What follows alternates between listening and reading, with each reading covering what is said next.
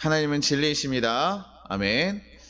우리 옆 사람에게 인사하겠습니다. 사랑하고 축복합니다. 사랑하고 축복합니다. 네, 우리 한 번 더 고백해 보겠습니다. 믿음은 드러납니다. 믿음은 드러납니다. 바울이요 디모데에게요 요 3장에 넘으면서 이런 얘기들을 해요. 직분자인 감독에 대해서 또 집사를 뽑을 때 이렇게 이런 기준들을 가지고 뽑아라 라고 얘기를 합니다. 그래서 사실 좀 길게 돼 있는데 3장 1절부터 7절까지 말씀 한번 같이 볼게요. 디모데전서 아까 본문에서 읽었지만 한 번 더 보도록 하겠습니다. 3장 1절에 7절이요. 이렇게 얘기를 합니다. mit보다 이 말이여 곧 사람의 감독의 직분을 얻으려 함은 선한 일을 사모하는 것이라 함이로다. 그러므로 감독은 책망할 것이 없으며 한 아내의 남편이 되며 절제하며 신중하며 단정하며 나그네를 대접하며 가르치기를 잘하며 술을 즐기지 아니하며 구타하지 아니하며 오직 관용하며 다투지 아니하며 돈을 사랑하지 아니하며 자기 집을 잘 다스려 자녀들로 모든 공손함으로 복종하게 하는 자라야 할지며 사람이 자기 집을 잘 다스리지 줄 알지 못하면 어찌 하나님의 교회를 돌보리요. 굉장히 좀 이렇게 여러 가지 집사 감독이 되기 위해서요. 감독이라는 게 지금 장로들을 사이에서 뽑아서 감독을 이렇게 뽑아요. 지금은 이렇게 목사님들 선에서 이렇게 뽑지만 그때는 장로들 사이에서 이렇게 뽑아서 우리가 왜냐면 그때 교회가 엄청 크거나 이렇게 조직적으로 돼 있지는 않지만 그래도 각 가정 가운데서 예배를 드리고 그런 공동체 가운데서 그들을 가르치고 치리하는 자들을 장로로 세웠어요. 그러니까 사실 지금 우리 개척교회들 목사들이나 비슷비슷합니다. 그래서 그것을 잘 관리할 수 있는 사람으로 감독을 뽑고 그러니까 지금 사실 이 감독에게 대한 얘기는 장로들에 대한 얘기이기도 해요. 근데 그들에게 얘기하는 게 뭡니까? 한 아내의 남편이 되어야 되며 여러 아내가 있으면 안 된다. 그리고 절제해야 되며 신중하며 단정하며 가르치기를 잘해야 돼. 왜냐면 그때 장로들이 가르치는 역할을 지금의 장로님들의 역할이 좀 달라 보이는데요. 사실 지금의 장로님들도요. 우리가 신앙에 조금 직분에 올라갔으면 가르치는 일을 해야 돼요. 우리 권사님들 이렇게 다 지금 신앙에 오랜 시간들을 올랐으면 우리가 권사라고 부르고 집사라고 부르고 하지만 신앙의 연륜이 좀 찬 사람들은요 가르치는 일에 대해서 얘기를 하고 있어요. 우리가 교사가 되었던 어떤 직분자를 맡았던 그렇게 해야 돼요. 그러면서 제가 좀 마음에 더 들었던 거는 우리 평신도 주일날에도 우리 좀 장로님이 나와서 한번 설교를 더 해보시거나 우리 권사님들 이렇게 나와서 간증식과 함께 해서 좀 더 같이 함께 하면 좋겠다. 그리고 기도 같은 것도 우리가 지금 빨리 모여서 또 같이 우리 장로님 권사님들이 그런 기도들을 듣고 또 그분들이 좀 가르침과 간증들을 좀 같이 했으면 좋겠다는 마음이 들어요. 근데 그런 위치에 있는 사람들에게 사실 얘기하고 있는 겁니다. 그래서 감독 한 사람이 아니라 감독과 장로들 그리고 좀 어떻게 신앙의 직분을 가진 총 책임을 가지고 있는 사람들에게 얘기하고 있는 거예요. 근데 그들에게 얘기하는 거 굉장히 많아요. 술을 즐기지도 않아야 되고 구타도 하지 말아야 되고 관용하지도 않아야 되고 돈을 사랑하지도 않아야 되고 여러분들이 이거 들으면서 찔리는 거 있으면 우리가 계속 이렇게 마음의 도전을 가지고 도전하셔야 됩니다. 그래서 굉장히 사실 많은 것을 얘기해요. 신앙의 연수도 있어서 흔들리지 않도록 교만하지 않도록 만들어야 되는 거예요. 그러면서 이거 굉장히 좀 타이트한 기준들이 많다고 생각해요. 그래서 교회에 가르침을 가지는 사람들에게 이렇게 많은 가르침 이런 기준들이 적용이 되는구나 라고 생각할 수 있는데 그 뒤에도요 집사가 나오는데요 집사의 기준도 만만치 않아요. 디모데전서 3장 8절에서 13절입니다 3장 8절에서 13절이에요 같이 한번 읽어보겠습니다. 이와 같이 집사들도 정중하고 일구이연하지 아니하고 술에 임박히지 아니하고 더러운 일을 탐하지 아니하고 깨끗한 양심에 믿음의 비밀을 가진 자라야 할지라. 이에 이 사람들을 먼저 시험하여 보고 그 후에 책망할 것이 없으면 집사의 직분을 맡게 할 것이요 여자들도 이와 같이 정숙하고 모함하지 아니하며 절제하며 모든 일에 충성된 자라야 할지니라. 집사들은 한 아내의 남편이 되어 자녀와 자기 집을 잘 다스리는 자일지니 집사의 직분을 잘한 자들은 아름다운 지위와 그리스도 예수 안에 있는 믿음의 큰 담력을 얻느니라. 지금 집사의 기준도 굉장히 타이트해요. 요즘 같으면 집사들 어떻게 언제 줍니까? 결혼하고 나서요. 교회 좀 어느 정도 다닐 거 교회에서 결혼하면 집사들을 많이 줘요. 좀 정말 시험을 보고 굉장히 타이트하게 하는 훈련 기간을 한 5년 기내에 보내야지만 집사를 주는 교회도 있다고 들었어요. 모든 다른 데서 집사를 받아왔든 안 받아왔든 다 접고 하시는 교회도 있는데 일반 대부분의 교회들이요 결혼을 하고 나면 집사로서 이제 너네가 자리를 잡고 충성되게 교회를 섬겨라 라는 의미에서 집사들을 주고요. 또 교회 생활을 오래 했는데 결혼하지 않은, 요즘에 혼자 사는 사람도 많으니까 그런 사람들에게 집사의 직분을 주기도 합니다. 그러니까 실질적인 이 당시 이 집사들도요, 굉장히 좀 실질적인 역할들을 하는 거예요. 행정적인 역할들을 하고 하는데요, 이들의 기준도 굉장히 타이트한 거죠. 야, 이런 기준들로 지금 만약에 집사를 준다고 하면 교회 집사들이요, 아마 많지 않을까. 뭐 지금 장로님들은 아직도 까다로워요. 장로님들은 장로 고시를 보셔야 되고요, 장로 면접도 보셔야 돼가지고 그 가운데서 자신들이 좀 잘못했던 것들이 있으면 고백하고 다시 바뀌겠습니다 결단하시기도 하면서요, 굉장히 그 목사님들 성회에서 지금 긴장되는 분위기 가운데서 그런 것들을 통과해야 돼요. 그러니까 지금 굉장히요, 요 집사와 장로들을 보면요, 지금 실질적으로 교회를 이끌어가는 실질적인 리더층들에 대해서 얘기를 하고 있는 거거든요. 그들에 대해서 굉장히 지금 기준들을 많이 얘기하고 있습니다. 그래서 제가 처음에 이 말씀들을 보면서, 야, 우리 리더층들, 집사와 장로와 우리 감독되는 사람들에게, 어떻게 보면 목회자에게도 해당이 되겠죠. 이런 사람들에게 어떤 기준을 얘기하고 있을까, 어떤 얘기들 하고 있을까, 한 아내의 남편, 뭐 이런 것들을 하면서 그 내용들을 이렇게 좀 살펴봤어요. 근데요, 그 내용들을 살펴보면서 어떤 가르침이 있나, 우리가 행해야 될 게 무엇인가 보는데요, 조금 보니까요, 애매한 부분들이 많아요. 한 아내의 남편이다라고 얘기하니까 이 하나의 남편이라는 것이 지금 현재 상태의 남편이어야 되는, 그럼 그 전에 결혼을 했다가 이혼을 했던 사람은 장로가 할 수 없는 건가? 아니면 혹시 아내가 사별한 사람들은 할 수가 없는 것인가? 뭐 이런 것들이 뭐 디테일하게 적혀 있진 않아요.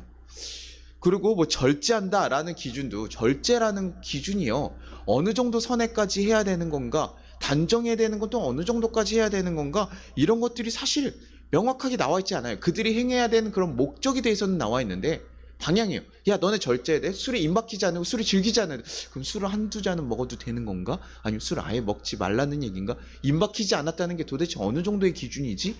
이런 것들이요, 사실 좀 애매모호하게 나와 있더라고요. 돈을 사랑한다는 거, 여러분 돈을 어느 정도면 사랑한다고 해야 될까요? 돈이 필요하지 않은 사람들은 없을 거예요. 돈을 뭐 버는 행위를 안 한다 이렇게 얘기할 수는 없잖아요. 그러니까요, 조금 어떤 기준을 제시하는 걸까, 어떻게 얘기를 해야 될까, 지금 현재 얘기해야 되는 것은 어떻게 우리가 적용해야 될까 고민이 되는 거예요. 그럼 이런 거 보면요, 뭐 그런 분들 하실 수 있죠. 목사님, 옛날이니까 어떤 정확한 기준 없이 좀 이렇게 방향성만 정해준 게 아닐까요? 뭐 이렇게 생각할 수도 있는데요, 우리가 성경에 보면요, 하나님께서요, 우리에게 어떻게 꼭 해야 되는 부분에 대해서 얘기하실 때는요, 굉장히 디테일한 부분까지 하나하나 얘기하십니다.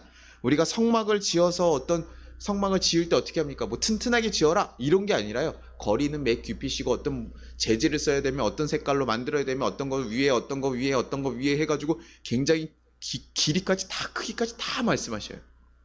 이동할 때 순서까지도 어디 부족이 움직이고 무족이 움직이고 하면서요, 모세에게요, 그들의 백성이 하나님 백성이 되기 위해서 만들려고 했을 때 필요한 기준들이 있을 때는요, 굉장히 디테일하게 하나하나 다 얘기하셔요. 성막에서 제사를 드리는 순서요, 뭐 동물에게 손을 얹어야 되고 손을 닦고요, 그 모습대로 다 행해야 됩니다. 그런 걸 하나하나 디테일하게 얘기하시는 하나님이요. 뭐 하나님 얘기 안 하셨을까? 아니요, 하나님께서 모세를 통해서 얘기하셨잖아요. 지금 바울을 통해서도 똑같이 얘기하고 있는데, 그렇다는 거, 이렇게 디테일하게 얘기하지 않는다는 건 뭘까? 바울은 왜 이렇게 지금 얘기했을까? 애매하게 지금 얘기했을까? 지금요, 우리가 조금 알 수 있는 건 뭐냐면, 이거 바울이요, 지금 하나님께서 이런 기준들을 꼭 절대적으로 해야 된다. 왜냐면 뭐 복장에 대해서 얘기를 하면요, 제사장들 복장이 이렇게 딱 줄을 매고 뭐 해야 되고, 만약에 머리에 뭘 써라 이게 정말 필요하면 그거 딱 정확하게 얘기했을 텐데요, 그게 아니라요, 에베소의 상황을 보고요, 바울이 그 상황을 보고 리더를 뽑을 때 이런 사람들을 뽑아야 되는데, 이런 평가를 들을 수 있고 이런 것을 추구하는 사람들을 뽑아야 된다. 왜? 에베소의 상황들이 보니까 이런 것들이 제대로 지켜지지 않는, 복음을 가진 사람인데 불구하고 이런 것들을 제대로 지켜가지 않는 사람들이 있다 보니까요, 그들에 대한 사람의 권면으로서 지금 디모데에게 제시하고 있다고 보는 거예요. 이게 장로가 되는 사람은 무조건적으로 절대적으로 이것을 다 통용해야 된다라는 것이 아니라, 에베소 성경에서 이런 것들이 제대로 되지 않으니 장로 정도 되는 사람, 누군가에 가르치고 감독이 돼야 되는 사람들은 이런 것을 지켜나가야 된다. 왜냐면 이런 것들을 제대로 행하지 않는 사람이 되면요, 잘못되었을 때 그것에 대해서 고쳐줄 수가 없잖아요. 가르치는 사람이고 지도층이면요, 교회가 잘못된 길을 걸어가거나 방향으로 걸어갈 때 그것에서 지적을 하고 바꿔줘야 되는데, 그런 문제들이 교회 안에 지금 팽배하게 있는데 그것을 가르치고 지적해서 고쳐갈 수 있는 사람이라면 이런 기준들을 틀어야 된다. 그러니까 어떻게 해요? 지금 기독교가 가진 모습과 반대되는 모습들, 그 안에 그 이단들의 영향을 받아서인지 어떤 영향, 그 다른 타종교의 영향을 받아서인지 그 가운데 뭐예요? 한 아내를 두지 않고 성으로서 굉장히 문란한 모습들, 결혼에 대해서 좀 경시하는 풍속들이 있었어요, 다른 이단들이. 그러니까 그것이 교회 안에서 들어와서요, 결혼을 안 하거나 아니면 다 여러 사람들을 만나거나 아니면 목회자인데도 불구하고 술을 굉장히 즐겨하면서, 야, 술 하나가 뭐 크게 문제, 구원의 문제가 뭐 크게 문제가 되냐?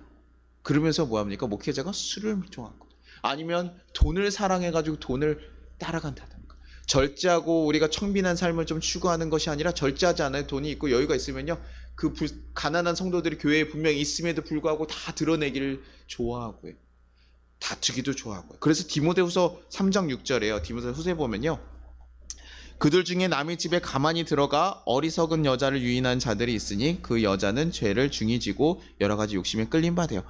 유혹하는 여자들이 있는데 그것에 의해서 끌림받는 사람들도 있다라는 거죠. 그리고 디모데전서 2장 8절에는요, 그러므로 각처에서 남자들이 분노와 다툼이 없이 거룩한 손을 들어 기도하기를 원하노라. 너네가 그 사람들 가운데 뭐야? 분노와 다툼이 있었다는 얘기를 하는 거예요. 지금 그러니까요, 이 제사 집사와 장로들에게 얘기하는 바들은요, 그 당시 교회가 가지고 있었던 문제점이라고 볼 수 있는 거예요. 기독교라고 해서 예수님의 복음을 가지고 그 진리 안에서 바르게 서가야 되는데요, 교회가 조금 복음이 좀 전해진 지 좀 되다 보니까요, 이제 영향을 받고 혼합화되면서요, 뭐 토착화됐다고 얘기해야 될까요? 뭐 그런 모습으로 가면서 그런 모습들이 드러나는 거죠. 그래서 술도 먹고 그냥 즐길 것도 즐기고 교회 안에서 복음에 대해서 절제된 모습들이 아니라 자신들이 하고 싶은 사람대로 다 사가는 거예요. 그리고 장로, 이게 조직화되면서 장로가 생기고 감독이 생기니까 이 사람들이요, 겸손하게 더 많이 섬기는, 더 은혜를 받은 사람이기 때문에 더 많이 섬기는 것이 아니라 권위적인 모습으로, 그래 나를 이제 따라라, 내가 장로잖아, 내가 감독이잖아, 이러면서 그런 모습들을 보이게 있다는 거죠. 그러니 바울이요, 이런 얘기들을 디모데에게 하는 거죠. 야, 그들의 리더들을 뽑을 때 이런 기준들을 많이 고민하고 뽑아야 될 것 같아. 너네 가운데 이런 문제들이 있으니까 이런 문제들을 해결하기 위해서 그것에 대해서 조금 더 정결하고 제대로 선자들을 뽑아라. 기독교인으로서 리더로서 쓴 사람들 이런 기준들을 다 들어가라. 여러분들 한번 생각해 보세요. 바울은 도대체 그렇게까지 왜 얘기해야 된가 한번 고민하게 됐어요, 저는요. 이게 왜냐면 교회라는 게요, 성장을 잘 하고 있고 또 교회라는 것이 그 지역에 따라가서 토착화되는 경우들이 굉장히 많거든요. 그 지역 사람들의 복음을 전하기 위해서 그 지역 사람들과 같은 문화를 익히고 그들과 함께 생활하면서 그들이 가지고 있는 문화들에 대한 가치들을 같이 보면서 그 가운데 하나님의 사랑, 너네의 존재에 대해서 얘기를 해줘야 되거든요. 그냥 단순하게 기독교의 문화가 좋아, 기독교의 방식을 따라, 이렇게 하지 않아요. 그거는 우리가 좀 배타적으로 해서 그것이 십자군 전쟁과 같이 문제를 일으키면서 좀 들어갔던 거죠. 그들의 문화를 어느 정도 수용하고 그들의 삶에 대해서 이해하는 작업들이 필요합니다. 목사님, 그러면 그런 과정으로 이렇게 봐도 되지 않을까요? 좀 목사로서 너무 거룩하게, 너무 다르게만 살아가는 것이 아니라 좀 그들의 모습과 같이, 술을 다들 먹는 분위기니까 한 잔 정도 맞춰준 거 아닐까요? 뭐 이런 식으로 좀 바라볼 수도 있을지도 모르겠으면. 그런데요, 바울은요, 그것이 옳지 않다고 생각한 것 같아요. 디모데전서 3장 15절 16절에 이렇게 얘기합니다. 만일 내가 지체하면 너로 하여금 하나님의 집에서 어떻게 행하여야 할지를 알게 하려 함이니 이 집은 살아계신 하나님의 교회요 진리의 기둥과 터니라. 그도다 경건의 비밀이여 그렇지 않다느니 없도다. 그는 육신으로 나타난 바 되시고 영으로 의롭다 하심을 받으시고 천사들에게 보이시고 만국에게 전파되시고 세상에서 믿음 바 되시고 영광 가운데서 올려지셨느니라. 지금 사실 앞부분에 뭡니까? 장로들에 대한 기준과 집사들에 대한 기준을 얘기하고 마지막에요, 성육식하신 예수님에 대해서 얘기를 하고 있어요. 그것에 대한 이유가 뭘까라는 고민을 하는데요, 그것이 바로 바울이 이런 지적들, 지금 그들이 잘못하고 있는 것에 대해서 지적하는 이유인 거예요. 에베소 교회 지도층들은 너네가 뭐 문화적인 모습으로서 어느 정도 유들이 있게 하고 그런 것이 괜찮다고 다른 종교들에서 얘기하니까 우리도 괜찮다라고 얘기할 수 있다. 천주교에서는 그 저거 신부님들 담배도 피시고 뭐 술도 뭐 드시는 것 같은데요. 목사는 그렇게 하면 안 돼요? 아니 뭐 우리도 뭐 그렇게 구원의 문제는 큰 관련이 없을 수도 있어. 얘기할 수도 있어요. 그런데요. 아니라는 거예요. 왜냐면요. 교회 안에서요. 어떤 일들을 행했다고 해가지고 교회가 좀 잘못된 일을 행했다고 해가지고요. 예수님의 복음이 상하진 않습니다. 복음이 그런 영향이 없는 것은 아니에요. 그런데요. 교회에서 행해지는 행동들, 지도자들이 행하는 행동들로 인해서요. 예수님이 행하신 그 일들이요. 가려질까 염려하는 거예요. 변질되진 않지만 이것들을 교회는요. 복음 전파의 기둥이라고 하거든요. 복음 전파의 기둥이고 너네가 진리의 터인데 너네가 그 역할을 하지 못함으로 인해서 예수님의 그 귀한 복음이 제대로 전달되지 못할까? 복음을 온전하게 전달하지 못할까 싶어서 너네가 제대로 믿어야 된다. 도착화되고 어떻게 되는 것도 좋고 어느 정도 유두리 안에서 할 수 있는 것도 모르겠지만 우리가 가장 목적으로 해야 되는 건 뭐냐? 니네가 이렇게 지금 이런 기준들을 따라가야 되는 이유는 뭐냐? 바로 복음의 본질을 지키기 위해서라는 거죠. 복음 자체가 가지고 있는 그 놀라운 능력을 너네가 온전히 전하기 위해서다. 복음은요, 정말 놀라운 것이요. 예전에 우리나라에요, 저거 말이 번역이 안 됐을 때도요, 그 외국어로 적혀 있고 중국어로 적혀 있는 성경들이 들어왔을 때도요, 그때도 그것을 보면서 나중에 깨닫게 돼요. 그리고 우리 천주교에서도 성경책 보고 성령을 받아들이고 깨닫는 사람들이 있어요. 복음으로는 그 자체의 능력은요, 어떤 곳에 가든지 발휘가 됩니다. 그런데 우리는 교회 복음을 전해야 되는 그 역할을 가진 사람들 우리가 그렇게 못한다 그러면요, 하나님의 위대하심과 측량할 수 없는 그 기둥이 제대로 전달되지 않을 거라는 얘기죠. 그렇기 때문에 너네는 바른 믿음 가지고 바른 행동을 해야 된다. 이 복음을 위해서 이런 것들 다 지켜나갈 수 있어야 돼. 야, 어떻게 보면 너무 까다롭게 얘기하는 거 아닙니까? 생각할 수 있지만 아니, 너네 이런 것들 추구할 수 있어야 돼.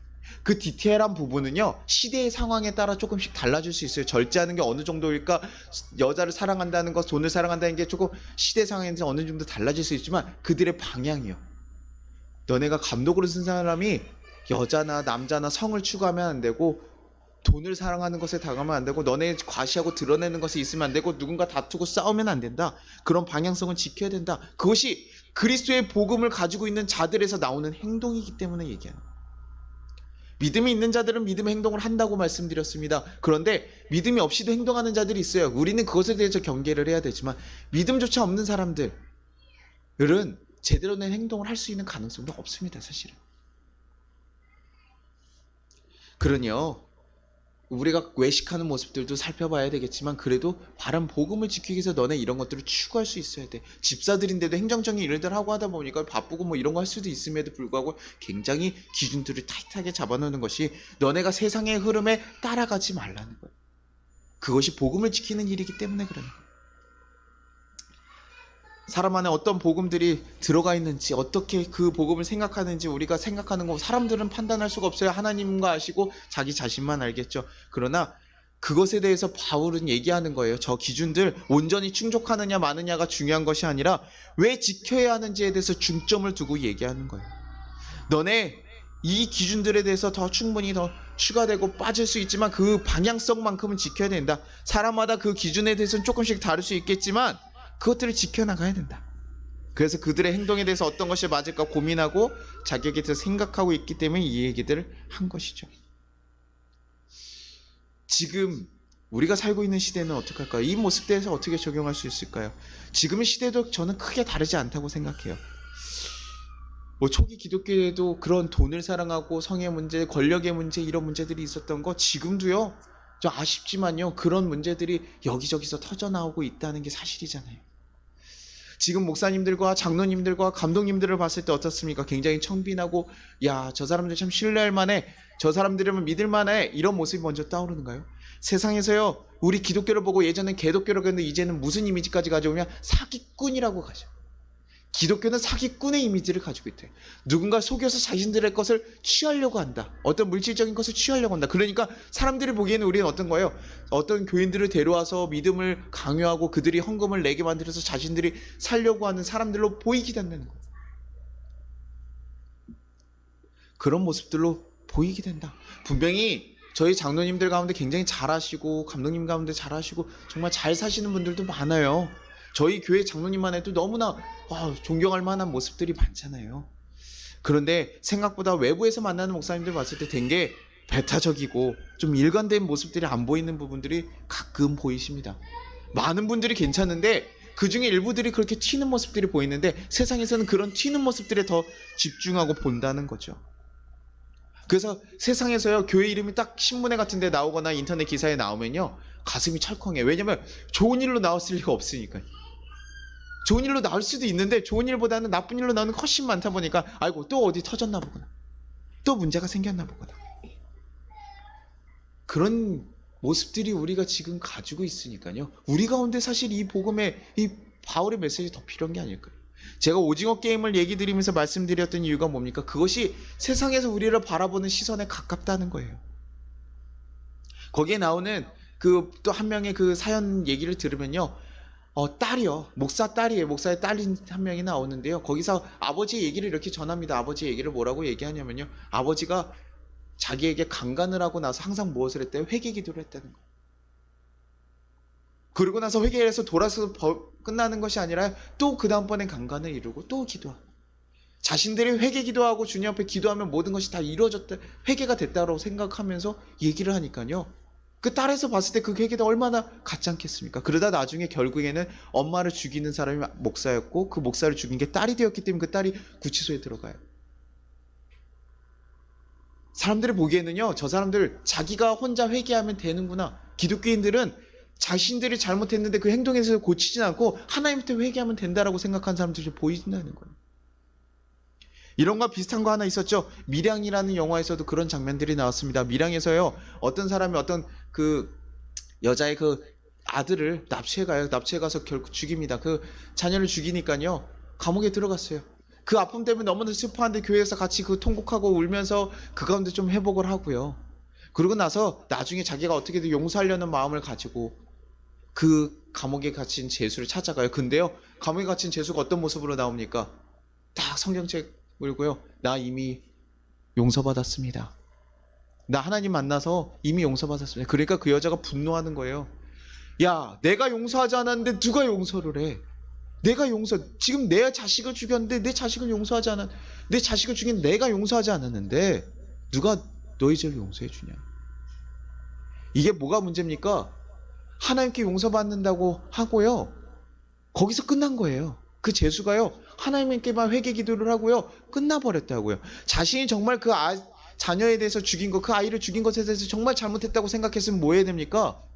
가서요, 그 여인에게요, 편지라도 쓰고요, 정말 죄송했습니다, 사죄하는 고백을 했었어야 돼요.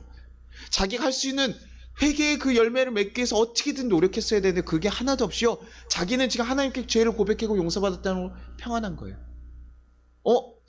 교회에서 목사님 하나님께 죄 고백하면 하나님께서 우리의 모든 죄, 미래의 죄까지 다 용서해 주신다고 하시면 맞죠? 하나님 앞에서 우리 그 모든 죄들 용서하시지만 하나님께서요, 예수님께서 우리가 죄에 대해서 얘기할 때요, 지적할 때 어떻게 했습니까? 삭개오 예수님 만났을 때 어떻게 했어요?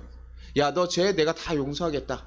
거기서 끝납니까? 아니요. 너 이제 가서 네가 잘못한 거 있으면, 네가 남들에게 훔친 거 있으면 뭐 하래요? 4배나 더 갚아줘라. 너네 잘못한 거 있으면, 예배드리기 전에 네 형제와 잘못한 게 있으면 먼저 뭐 하라는 거예요? 화해하고 하라. 그게 먼저라는 거예요. 성경에서는요, 절대로요 그냥 회개하고 고백함으로 끝난다고 얘기하지 않아요. 그거 정말 잘못된 지식입니다.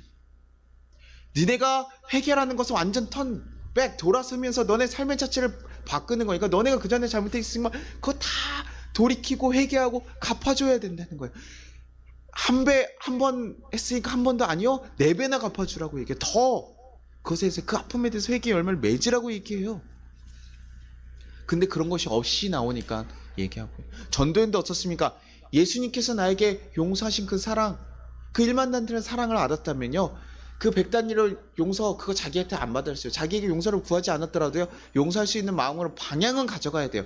그게 쉬운 일은 아닙니다. 여러분, 정말 쉽게 야, 예수님의 사람들은 모든 사람들의 죄를 용서해야 돼, 너한테 잘못한 사람 모두 용서해야 돼, 이러면요 너무나 폭력적이죠. 너무나 아프죠. 왜 나만 그래야 됩니까? 내가 피해자인데 왜 나만 용서해야 됩니까? 우리가 예수님의 사랑을 알기 때문에 그 방향을 추구한다는 거죠. 그런 넉넉한 마음이 됐을 때 해야 된다는 말씀이신 거죠. 그것이 무조건 하자, 그 하지 못하면 예수님의 자녀 아닙니다, 이거 아니에요. 우리는 그런데 불구하고요, 세상에는요, 교회가 마치 하나님 앞에 한마디 하면 다 용서받고, 그러니 자기 마음대로 살아가고, 욕하고 싶으면 욕하고, 싸우고 싶으면 싸우고, 자기 멋대로 다 살아갔지만 하나님 앞에 나아가서 교회에서 기도만 하면 다 용서해주고 다 된대. 그러면서 다시 교회가 예배에 와서 예배에서 기도하고 돌아가면 다시 자기의 마음대로 자기의 뜻대로 살아가는 모습들을 보이니까요, 세상에서요, 야, 저 기독교인들 참 지네 멋대로 살면서 자기들만 뭐 선한 척하면서, 자기들만 좋은 척하면서, 자기들만 구원받는데, 너나 나나 삶의 모습이 똑같은데 자기들은 구원받는데 예수 믿어서, 이렇게 하니까 세상 사람들한테 이 복음이요, 정말 배타적으로 이상한 복음이 되는 거예요. 잘못된 복음이 전달되는 이유는 바로 우리 때문인 거예요. 교회를 지켜나가고 그 복음에 대해서 정확하게 가르치고 나가야 되는 우리들이요, 그 모습을 제대로 살아가지 못하니까요, 우리의 모습을 반성하면서요, 우리가 돌이켜야 되는 거 아닙니까?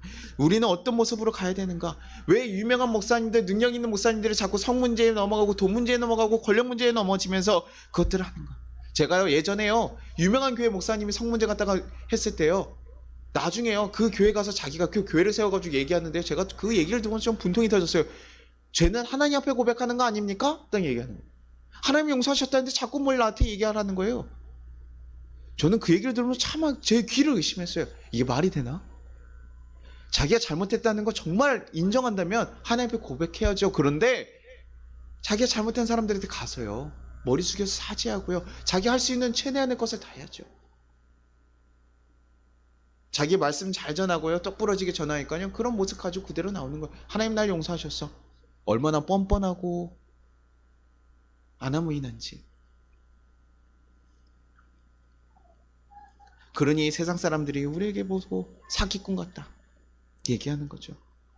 저도요, 제가 여기 이사를 왔어요. 여기 처음에 여기 그 이랬다가 아파트 이사 들어왔는데요, 들어왔을 때요, 갑자기 어느 날 저희 집 앞에 뭐가 들어있냐면 감자가 이렇게 놓여 있더라고요. 감자가 한 무더기 이렇게 담겨 있길래, 이게 뭐지, 이게 웬 감자지 이랬는데, 누구 줄 사람이 없거든요. 제가 언제 아는 사람도 그 인사 뭐 하면서 지나다니는 사람들이 없으니까.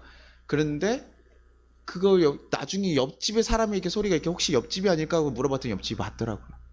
그리고 또 어느 날에요, 저거 애들 그 맥주 감사절 날 그때 봤는데요, 그때 또 이렇게 보니까요, 저희가 아이들이 2명이 있어서 있는 걸 아셨는지 과자 봉다리가 막 이렇게 가득가득 쌓여 있는 거예요. 아, 이거 교회에서 주신 게 아닐까라는 생각이 제가 이렇게 들더라고요. 그러면서 나중에요, 저희가 이제 너무 고맙잖아요. 아, 교회 다니는 사람들 중에 이렇게 옆에 집을 신경 쓰고 이렇게 나누는 사람들이 있구나. 야, 참 좋은 사람들이다 생각을 했어요. 그러면서 저희가 이제 나중에 저희도 감사하니까 이렇게 한번 드릴 선물이 있어서 드리면서요, 저희 교회에서 이렇게 이런 것들 해가지고 이렇게 드려요라고 얘기를 했어요. 그럼 같은 교인이니까 이렇게 얘기하고, 혹시나 전달하려고 하면 저희 교회 다닌다는 걸 얘기해드리기 위해서, 저희가 교회 명패가 없잖아요. 그래서 그런 얘기를 이제 해드렸는데, 그 다음에는 이렇게 딱 끊어집니다. 제가요, 너무나 귀하시고 좋은 분이지만 조금은 사실 아쉬움이 있었어요. 서로 믿는 자들끼리 서로 이렇게 더 주고받고 하면서 더 연합하면서 좋은 이웃으로 갈 수도 있는데, 전도를 목적으로 위해서만 접근한다는 생각이 드니까 좀 아쉬움이 들더라고요. 다음번에 저희가 또 한 번 더 선물을 드려보면 어떨까라는 생각을 가지고 있는데, 우리가요, 세상에서 그렇게 보여지고 우리 교회 다니고 뭐하고 사람들이 와서 뭐 나눠주고 하는 거 사실 주면 좋은 건데도 불구하고, 그들의 목적이 자신들의 교인을 만들려고 하고 우리의 것을 뺏어가려고 한다고 생각하니까 그것이 달갑지 않아. 교인들이 찾아오고 얘기하는 게 달갑지 않게 된다고요. 그러니요, 복음의 참 진리에 대해서 누가 관심을 가지고 이 복음을 해서 거듭날 수 있는 일들이 일어나겠어요? 우리가 세상에서 빛을 잃어가고 있는데. 그래서 지금 지도층들에게 얘기하는 거, 이렇게 너네가 이런 것들을 더 신경 써야 된다, 이런 일들 신경 써야 된다. 그 얘기 뭡니까? 우리들 더 신경 써야 된다는 거예요. 장로들, 너네 목사들, 너희 권사들, 지금 니네 교회 한 어느 정도 신앙의 연령이 지나서 이제 충분히 가르치고 교사가 된 너희들, 이제 복음이 가르쳐지진 않도록 너네가 정말 신경 쓰고 해야 된다. 그리고 교회에서 잘못된 길을 가고 있다면 누가요? 장로님들, 권사님들이 얘기해서 지적해서 우리가 바른 길로 다시 갈 수 있도록 해야 되는 거예요. 그것이 분란을 일으켜서 다툼을 가져가는 것이 아니라요, 정말 바르게. 왜냐면 지금 개교회가 가진 교리들이 너무나 다 달라요. 교회들 모습들이 달라요. 그러나 복음 안에 있는 진리는 변할 수 없습니다. 그 복음에 대해서 우리가 정말 가리는 일이 있다면 우리 해야 되는 것이죠. 그래서 우리가 온전하게 그 복음을 드러내는 일을 위해서 우리가 힘써야 되는 것이 무엇이니 고민해야 돼요. 우리 어르신들 계실 때 우리 좀 편안하게 좀 이렇게 지내기도 있는 것도 좋지만, 저는 우리 권사님들 정도, 우리 장로님들 정도 되면요, 너무나, 저는 어디다 이렇게 자랑하고 싶은 분들이거든요. 너무나 좋으신 분들이 너무나 깨어있고, 야, 이렇게 나이가 있으신 분들 중에 이렇게 올바른 생각들을 하시고 하시는 분들 너무나 대단하다. 정말 막 드러내고 싶습니다. 저희 제 설교 안 해도요, 우리 장로님이 한번 간증해 주시면 좋겠고, 저희 권사님들 간증해 주시면 좋겠고, 우리 청년도요, 맨날 이렇게 뭐 삐죽삐죽하지만 저 청년들 와서요, 다 드러내고 싶어요. 사람들에게 영향을 주고 싶고, 여성분들의 권리를 위해서 우리 권사님들이 오셔서 더 기도, 왜냐면 저희가 권사님들, 여자분들이 권사님들 기도 잘 안 하시려고 하는데요, 하셔야 돼요. 하셔야 돼요. 그래야 그분들의 영향력이 흘러가고 나아가요. 제가 뭐 일을 시키려고 막 작정하고 하는 게 아니라요, 우리 그런 모습들, 정말 복음을 드러내기 위한 우리 삶의 그런 것들을 잘 고민하고 나눠주셔야 됩니다. 사명을 받은 자로서 어떻게 해야 되는가, 어떻게 나가야 되는가. 그러면요, 우리의 삶을 통해서 우리가 몇 년 후에는 조금이라도, 우리가 큰 영향력을 주지 못했을지라도 우리를 통해서 작은 변화라도 일어날 수 있다면 그것이 하나님이 원하시는 일 아니겠습니까? 복음에 온전히 가까이 들어가는 일로 나가는 거 아니겠습니까? 제가 한 가지 이야기를 하고 말씀을 정리하려고 하는데요, 우리나라 1895년에요 우리나라 콜레라가 굉장히 한양을 덮었을 때가 있습니다. 그래서 많은 자들이 있는데, 조선 정부에서 가장 먼저 찾아간 사람이 누구냐면요, 올리버 에비슨이라는 선교사예요. 선교사를 찾아간 거예요. 이 사람이 의사이기도 했어요. 의사이기도 하니까 찾아가가지고 얘기를 해서요, 그래서 그가요, 방역대를 조직하고요, 뭐 전담 진료소를 설립하고 손 씻기와 물을 끓여 먹기 운동을 하면서요, 감염자의 60% 이상이 다시 살아나는 기적 같은 일들을 펼쳤습니다. 그러면서 이제 많은 자들이요, 그 사람에 대해 신뢰하고 그들이 얘기하는 복음에 대해서 받아들이기 시작하고 나아가는 거예요. 저는 이 일을 보면서요, 야, 한국 정부에서 가장 먼저 찾아가고 사람들이 그 아픔이 있을 때 찾아가는 그 사람이 놀라운 기술력을 가졌기 때문일까? 선진 의료 기술을 가졌기 때문에 사람들이 찾아간 걸까? 뭐 그렇게 생각할 수도 있어요. 그런데요, 왜 사람들이 그 사람을 통해서 복음을 받아들이고 나아가는 일들, 그냥 의사여서가 아니라요, 그 사람들이요, 전염병이 돌고요, 콜레라가 돌고 있어서 사람들이 다 기피하고 피하는 일, 자신도 전염병이 돌면 자신의 생명에도 위험할 수 있으니까 피할 수도 있는데 어떻게 합니까?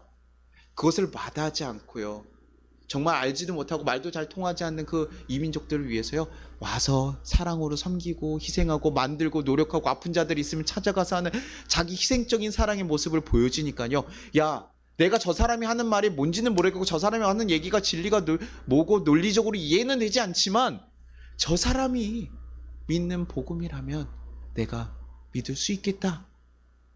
저 사람이 가르치는 것만 확실하게 좋은 것이구나. 그 신뢰하는 거예요. 그 사람을 보고요, 그 신뢰함을 가지고 복음을 받아들이는 거예요.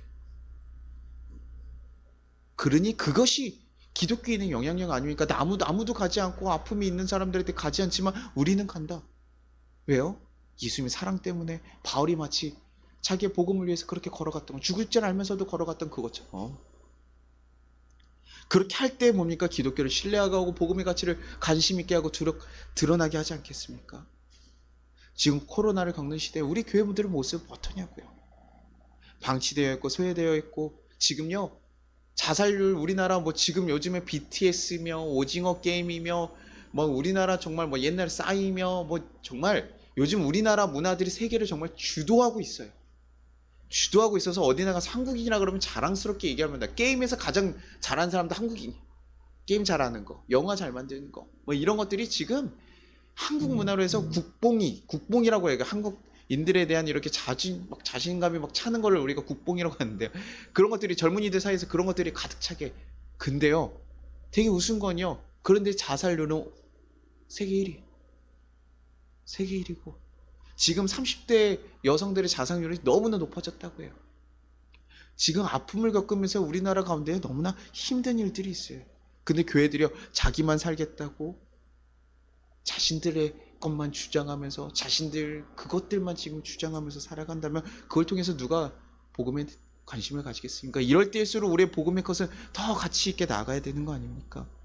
저희가 어떻게 해야 되는지 고민해요. 우리 그것을 위해서 고민해야 되는 거예요. 그러면서 우리가 기준을 만들어야 돼요. 우리는 어떻게 살아가자, 어떻게 나아가자, 어떤 일을 하자.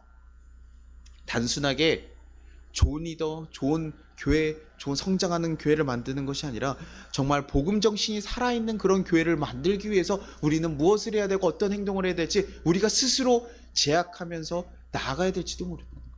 지금 리더들에게 이해하고 있는 거 이거 다 지켜야 돼? 아니요, 이것을 추구해야 된다는 것을 여러분 기억하십시오. 그래서 여러분들이 아까 읽었던 그것들 가운데 내가 조금 더 도전해야 되는 게 있다고 생각된다면 더 노력하십시오.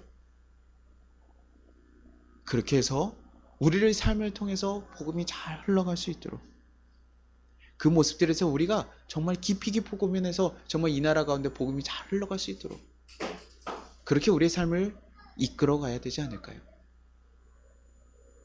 우리 같이 찬양하고 기도하도록 하겠습니다. 너 어디 가든지 순종하라. 너 어디든 충성하라. 주 너의 하나님 왕이신 주 영원히 주님만 찬양하리라. 우리 찬양하려고 하는데요. 우리가 어디에 있든지 어디에 가든지 우리 주님의 자녀라는 것, 복음을 가진 자라는 것을 잊지 않고 우리가 살아가야 된다는 것을 기억해 주십시오. 그래서 어느 상황에 어느 모습에 있든지 주님의 그 복음 가진 자로서 여러분들이 살아갈 수 있기를 바랍니다. 그러기 위해서 내가 지금 이 시대에서 무엇을 해야 되는지 여러분들이 고민하면서 나아갈 수 있기를 바랍니다. 우리 같이 찬양하도록 하겠습니다.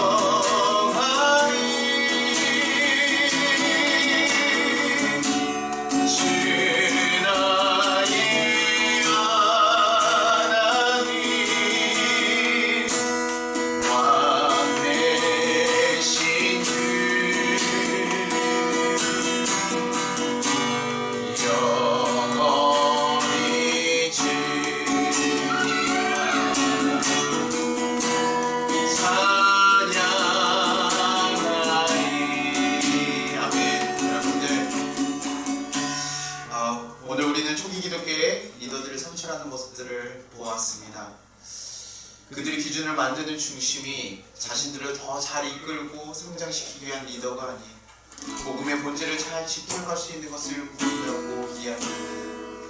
우리가 지금 시대에 고민할 고민은 무엇입니까? 주님, 우리가 나아갈 것이 무엇인지 깨닫게 하시고 돌아보게 하시고 이제는 복음의 길을 온전히 걸어갈 수 있도록 인도해 달라. 그 일을 위해서 내가 해야 될 것이 무엇인지 깨닫게 해달라고 우리 주여 기도하겠습니다. 주여, 하나님 아버지 감사하고 감사합니다. 하나님, 우리가 정말 복음의 진리를 지키기 위해서 정말 우리가 이제는 행하고 고민하고 도전해야 될 일들이 무엇이겠습니까? 주여, 우리에게 말씀하신 그 말씀들을 바라보면서 내가 훔쳐나가고 바꿔나가며 행해야 될 것이 무엇인지 알게 하시고 주여 그 일로 인해서 주님에게 온전히 걸어갈 수 있는 자들 될 수 있게 하시옵소서. 복음이 온전히 지켜지고 주님이 드러날 수 있도록 주여 우리가 행해야 될 일들이 무엇인지 알게 하시며 그 길을 걸어갈 수 있는 우리가 될 수 있도록 주여 도와주시옵소서. 그래서 우리의 삶을 통해서 우리 교인의 삶을 통해서 하나님을 알아가는 복음이 드러날 수 있는 역사들이 일어날 수 있도록 주여 도와주옵소서. 우리 각 가정 가운데 주님께서 함께 하셔서 그들의 주의 길을 온전히 걸어갈 수 있게 하시며 그들의 삶이 온전한 영향이 있는 삶으로서 발전할 수 있도록 주여 도와주시고 역사해 주옵소서. 주님 그렇게 우리가 하나님의 복음을 지켜나가며 전하고 살아갈 수 있는 정말 각 사람들이 될 수 있도록 주여 붙잡으시고 역사하시는 자들을 소망합니다. 주여 우리가 주님의 뜻대로 살아갈 수 있도록 우리가 살고 우리가 잘 되는 것이 아니라 주님의 복음들이 드러나며 주님의 사랑이 전해질 수 있는 그 일들이 우리를 통해서 일어날 수 있게 하옵소서. 우리를 붙잡으셔서 우리 주변의 사람들을 붙잡으시고 그들의 삶을 이끌어주시고 우리가 아무것도 아닌 것 같지만 우리에게 주신 그 이름의 길을 온전히 걸어갈 수 있도록 도와주시옵소서.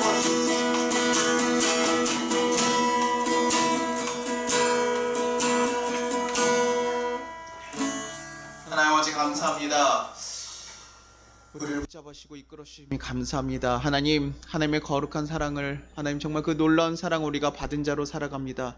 그러면서 하나님 이제는 우리가 누군가를 가르치고 우리 삶으로 누군가에게 하나님 복음을 전해야 되는 역할이 주어졌음을 고백합니다. 주님, 우리가 그 복음을 잘 전달하기 위해서, 그 복음을 가리지 않기 위해서 우리가 해야 될 일들이 무엇입니까? 하나님 도전해야 될 것들 도전받게 하시고 깨닫게 하시고 하나님 이제는 변화되어서 주님의 길로 온전히 걸어갈 수 있는 자들 되게 도와주시옵소서. 그래서 주님 나라 가는 그날까지 우리가 온전히 세워져서 하나님 앞에 거룩하게 나아갈 수 있는 자들 되게 인도하여 주시옵소서. 그래서 정말 우리의 삶을 통해서 우리의 가정들이 바뀌고 우리의 이웃들이 바뀌고 우리의 나라들이 바뀌는 역사들이 일어날 수 있도록 주여 도와주시고 하나님의 복음으로 이 아픔과 씨름하는 이 나라 가운데 정말 큰 위로가 되어질 수 있는 이 교회의 모든 기독교들이 변화되는 역사들이 일어날 수 있게 도와주시옵소서. 그래서 그 복음의 진리가 온전히 전달되기를 간절히 소망합니다. 우리 작은 삶들을 붙잡으시고 이끌어 주시옵소서. 그리고 각 가정 가운데 주님께서 언제나 지켜주셔서 그 복음 온전히 지켜나갈 수 있도록 하나님 시험당하지 않게 하시고 흔들리지 않게 하시고 오직 주의 길을 따라갈 수 있도록 주여 모든 상황들을 주관하시고 이끌어 주시옵소서. 우린 약하지만 주님께서 함께 하십니다. 그래서 언제나 주님의 사랑하는 자녀, 주님의 종 될 수 있도록 주여 붙잡으시고 이끌어 주실 것을 믿사옵고 감사드리며 예수님의 이름으로 기도드리나이다. 주기도문 하겠습니다. 하늘에 계신 우리 아버지여, 이름이 거룩히 여김을 받으시오며 나라가 임하시오며 뜻이 하늘에서 이루어진 것 같이 땅에서도 이루어지이다. 오늘 우리에게 일용할 양식을 주시옵고 우리가 우리에게 죄진 자를 사하여 준 것 같이 우리의 죄를 사하여 주시옵고 우리를 시험에 들게 하지 마시옵고 다만 악에서 구하시옵소서. 나라와 권세 영광이 아버지께 영원히 있사옵나이다. 아멘. 지금은 우리 주 예수 그리스도의 은혜와 우리 하나님 아버지의 무한하신 사랑과 우리를 보하신 성령님의 감화 감동하심이 우리 송파교회와 이 나라 위에 이제부터 영원까지 함께 하시기를 축원합니다.